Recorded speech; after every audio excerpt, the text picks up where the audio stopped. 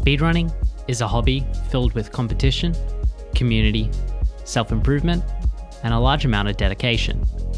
It's a hobby that some choose to sink many hours into, not just because they're nerds or have no life or any other ridiculous ways of putting people down, but because pushing yourself to improve is quite an addictive thing. But sometimes, when you're a little lower on the leaderboards, you might look up to the people further towards the top and tell yourself you couldn't possibly be that fast.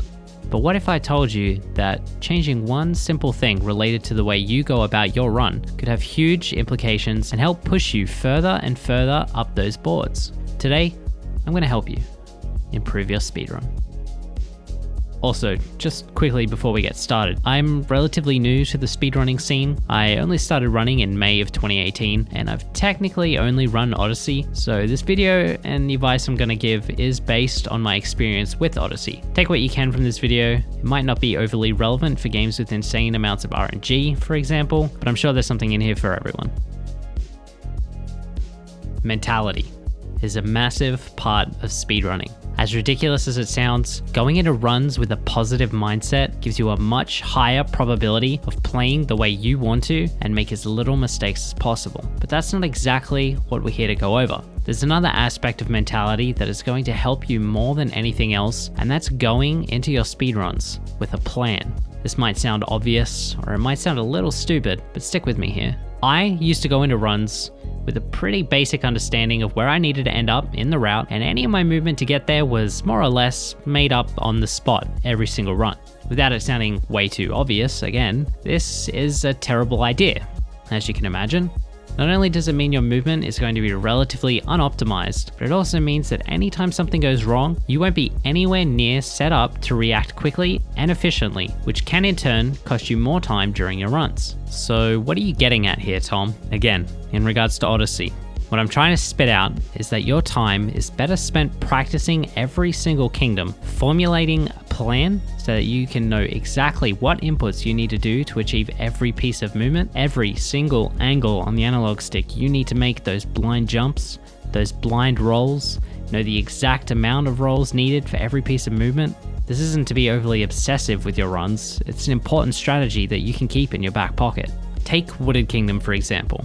I know off the top of my head that at the beginning of the kingdom, I need to hold up left on my analog stick and begin a roll before I can even see Mario. Then I input 4 motion control rolls, or if you do the spin pound, 3. I know exactly the angle I need to hit the bunny, and I know exactly when I need to throw the rock. But that's not all. I also know that if I get a dropped input and one of my rolls doesn't come out, or I simply miss the bunny, I don't have to fumble about trying to figure out what to do. Instead, I instantly fall to my backup, which is to skip the bunny and get the rock moon first. I do this because I know the bunny is going to move anyway, and I know that I can make my way on top of this rock section, throw Cappy, and home in on the bunny to stun it, then grab him while he's dazed and confused. I can't do this while I'm holding a rock. Having this backup already in knowledge and ready to fall back on means that this mistake only loses me a couple of seconds. And if I didn't have this plan going into Wooded Kingdom, I might have maybe panicked, turned around, and tried to chase the bunny down, only to not be able to catch it properly, wasting way more time before eventually being able to run him down. By the time you grab the bunny this way, you should probably already be making your way to the shop moon. This video might sound like I'm exaggerating a little bit, but in reality, I'm honestly not. 80% is my main category. It's what I have the most experience in. And if you've been keeping up with this channel, you'd know I've recently been releasing some videos showing how to improve individual kingdoms. The scripts for those videos, which are easily 80 to 90% just explaining movement, button presses, and analog stick positions, is written almost entirely from memory. I'm not kidding. I stream that creation over on Twitch, and I only ever pull up a video on the odd occasion to verify a more button complex chain of movement or to verify with other top runs. So you might be thinking to yourself, Tom, you're telling me that the only way I can get good at speedrunning is by sinking thousands of hours into the game? And to this I say, yes, but also no.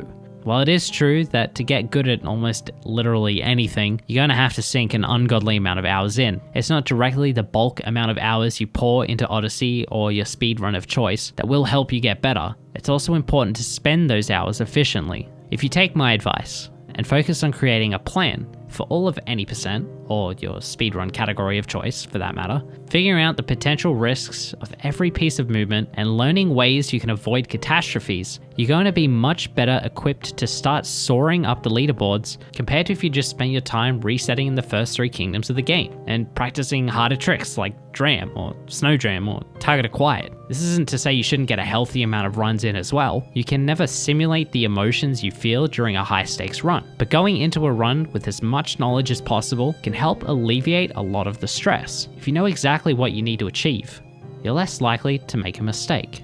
I personally hit a wall in any percent when I got my 102.56 time in Odyssey. I just couldn't seem to push through the mental wall I'd put up for myself for over 9 months. But then I made a decision that I wanted to spend a few days in almost every kingdom in the game, nailing down absolutely everything, making sure I knew exactly what I had to do because some rust was starting to show and I was making some really dumb mistakes. And for context, my summer best dropped about 40 seconds when I did this, so it wasn't completely pointless. After spending a few weeks doing that, I was back on attempts. And within a week, I PB'd by 52 seconds. It would have been an almost 1 minute 20 second PB, but a silly mistake towards the end of the run cost me almost 40 seconds. And the reason it cost me 40 seconds was because I had never before anticipated the mistake that I made occurring. I had quite literally never encountered it before. I exited the Pokio and I dove as I've probably done an uncountable amount of times. But this time, something different happened. Mario's hitbox didn't really like where I was positioned and sort of freaked out and chose to bonk instead of slightly warp upwards onto the platform, which is pretty common and more likely to happen. This alone didn't cost me 40 seconds, but my inability to back it up because I had no plan did that. I frantically tried to capture another Pokio and make my way up, but my inexperience reared its head and I lost that bird too. I panicked and it showed. All I could do after this was wait for another Pokio to spawn, and that takes a long damn time. If I had thought of this before this run, I may have been more cautious instead of recklessly jumping as the Pokio. I may have considered the fact that the cycle would have been completely balked compared to what I'm used to. I may have known when to grab the rabbit. Consider making a plan. Consider the possibility for failures. Make backups. Save time. And thank you so much for watching.